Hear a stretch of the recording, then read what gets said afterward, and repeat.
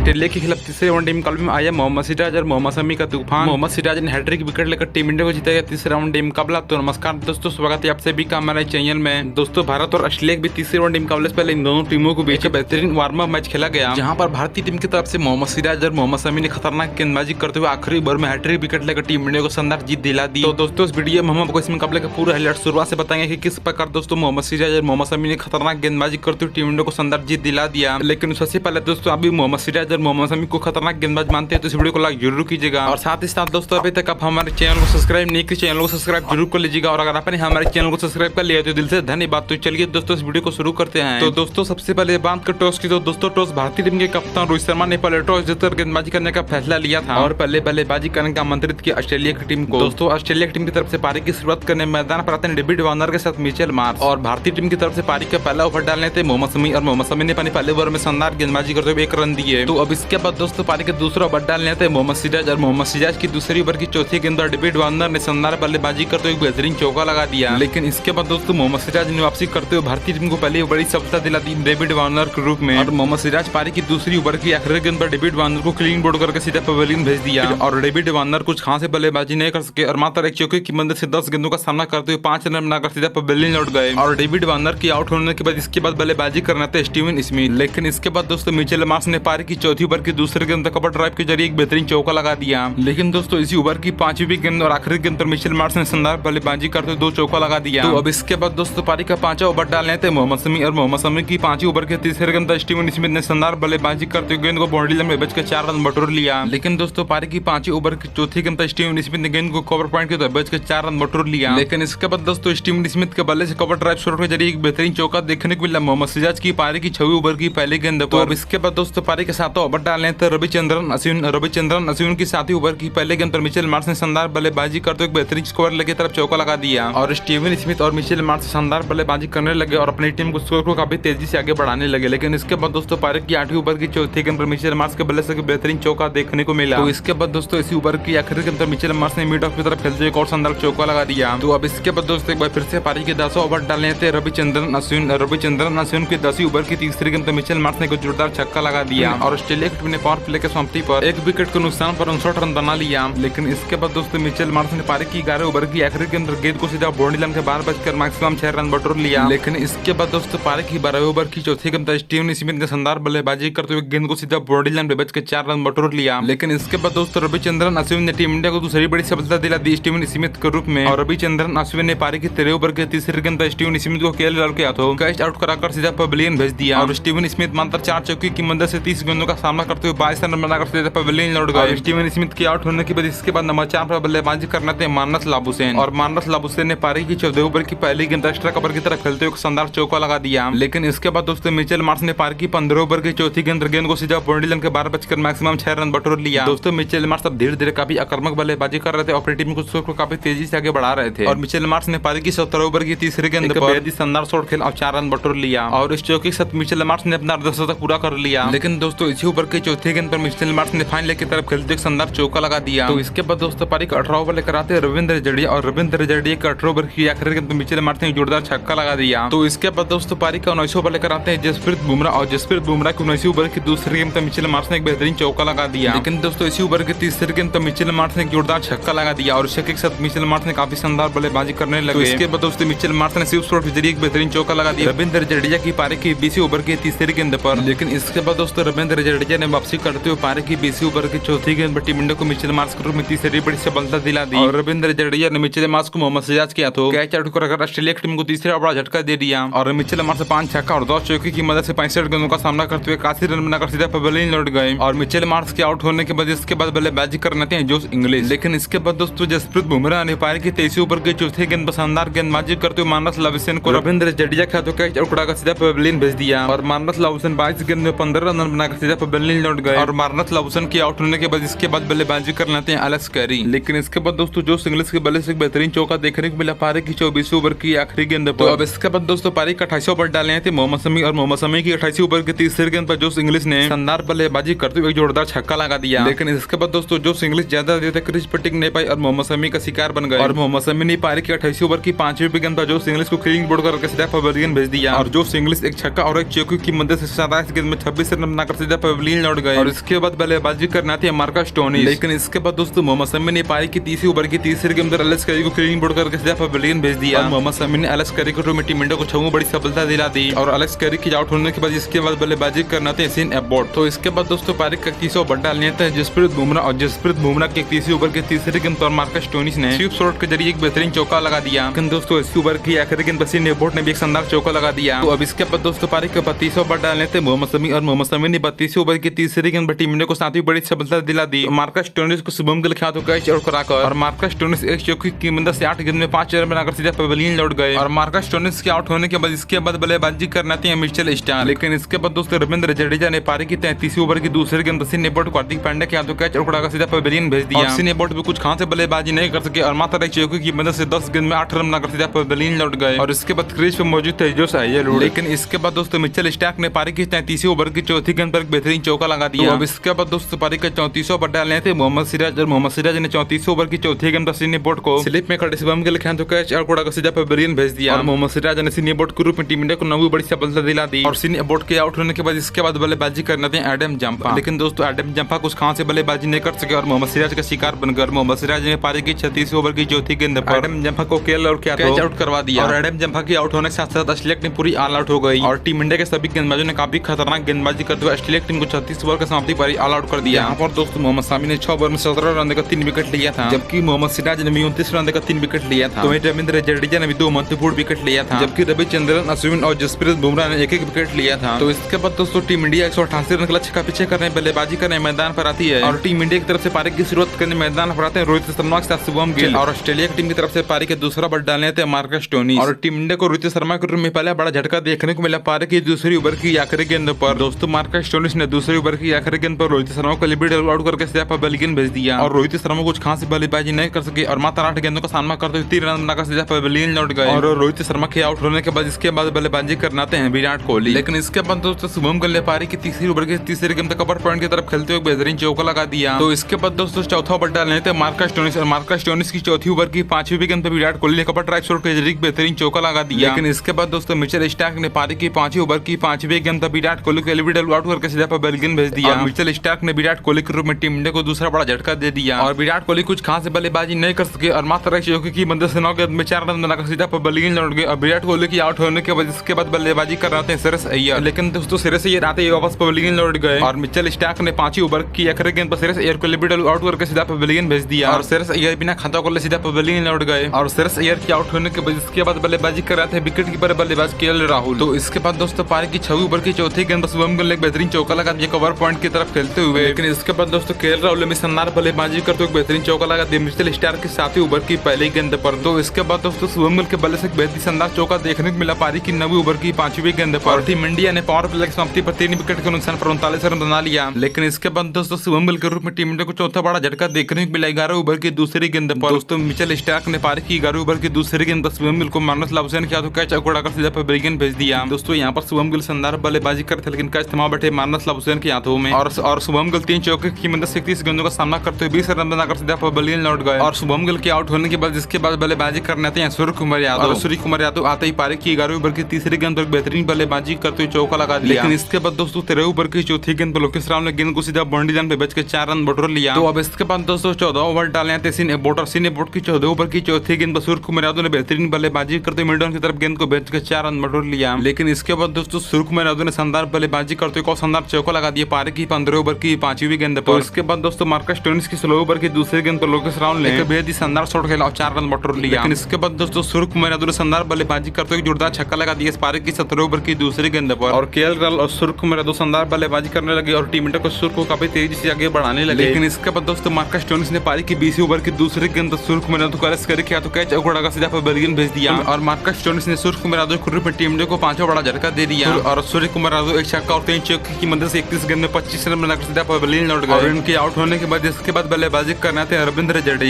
जडेजा ने केएल राहुल के साथ मिलकर पारी को आगे बढ़ाना शुरू कर दिया। इसके बाद दोस्तों पारी का 25वां ओवर डालने थे एडम जंपा और एडम जंपा की 25 ओवर की पहली गेंद पर रविंद्र जडेजा ने शानदार चौका लगा दिया और इस चौके के साथ भारतीय टीम के 100 रन पूरे हो चुके थे। तो इसके बाद दोस्तों पारी का 26वां ओवर डालने थे मिचेल स्टार्क और मिचेल स्टार्क की 26वीं ओवर की 5वीं गेंद पर रविंद्र जडेजा ने बेहतरीन बल्लेबाजी करते हुए एक शानदार चौका लगा दिया। लेकिन इसके बाद दोस्तों केएल राहुल के बल्ले से एक बेहतरीन चौका देखने को मिला पारी की 28वीं ओवर की चौथी गेंद गेंद पर। तो अब इसके बाद दोस्तों पारी के 32 ओवर डालने थे मार्कस स्टोनिस और मार्कस स्टोनिस की 32 ओवर की चौथी गेंद और रविंद्र जडेजा ने गेंद को बाउंड्री लाइन पे भेजकर 4 रन बटोर लिया। दोस्तों रविंद्र जडेजा और केएल राहुल शानदार बल्लेबाजी करने लगे और टीम इंडिया को जीत के काफी करीब लेकर आ गए और अब ऑस्ट्रेलिया टीम के सभी गेंदबाज काफी महंगे साबित होने लगे। लेकिन इसके बाद दोस्तों लोकेश राहुल ने पारी की 35 ओवर के तीसरी गेंद पर 1 रन लेकर अपना 10 तक पूरा कर लिया। लेकिन दोस्तों इसी ओवर की आखिरी गेंद पर लोकेश राहुल ने शानदार बल्लेबाजी करते हुए बेहतरीन चौका लगा दिया। तो अब इसके बाद दोस्तों पारी के 36 ओवर लेकर आते हैं एडम जंपा और एडम जंपा की 36 ओवर की दूसरी गेंद पर लोकेश राहुल ने कवर ड्राइव शॉट के जरिए शानदार चौका लगा दिया। लेकिन दोस्तों इसी ओवर की चौथी गेंद पर रविंद्र जडेजा ने भी एक शानदार चौका लगा दिया। तो अब इसके बाद दोस्तों पारी का 40 ओवर लेकर आते हैं मिचेल स्टार्क और मिचेल स्टार्क की 40 ओवर की तीसरी गेंद पर रविंद्र जडेजा ने स्क्वायर लेग की तरफ खेलते हुए एक शानदार चौका लगा दिया। लेकिन दोस्तों इसी ओवर की 5वीं गेंद पर रविंद्र जडेजा ने मिड ऑन की तरफ खेलते हुए शानदार चौका लगा दिया और इस चौके के साथ रविंद्र जडेजा ने टीम इंडिया को तीसरे वनडे मुकाबले के वार्म अप मैच में शानदार जीत दिला दिया और रविंद्र जडेजा ने 40 ओवर में बैक टू बैक 2 चौके लगाकर टीम इंडिया को ऐतिहासिक जीत दिला दिया। दोस्तों केएल राहुल और रविंद्र जडेजा की ताबड़तोड़ बल्लेबाजी कैसे लगी आप कमेंट करके हमें जरूर बताइएगा। तब तक करिए दोस्तों जय हिंद जय भारत।